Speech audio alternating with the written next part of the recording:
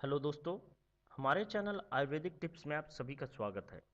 दोस्तों, आज की इस वीडियो में मैं आपको काली खांसी के लिए एक आयुर्वेदिक प्रयोग बताने जा रहा हूँ।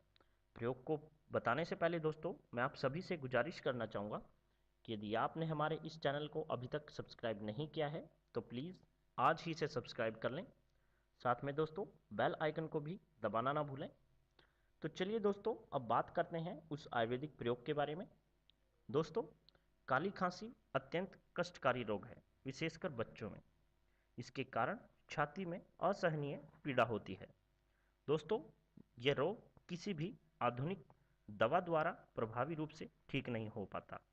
तो दोस्तों, इसीलिए मैं आज आपको एक बहुत ही सरल व प्रभावशाली आयुर्वेदिक प्रयोग बताने जा रहा हूँ, जिसको अपनाकर आप काली खांसी के रोग से मुक्ति पा सकते हो।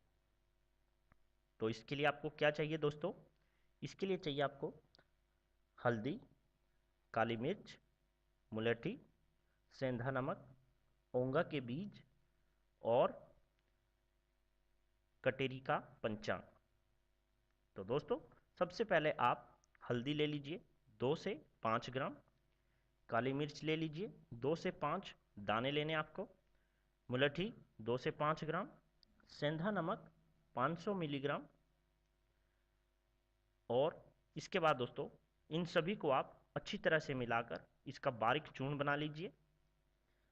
इसके बाद जब ये चूर्ण बन जाए तो इसके बाद आप 1 ग्राम ओंगा के बीज और 100 ग्राम कटेरी का पंचांग, जो कि नीले फूलों वाली होती है, उसको आप अच्छी तरह से पानी के साथ धो लें।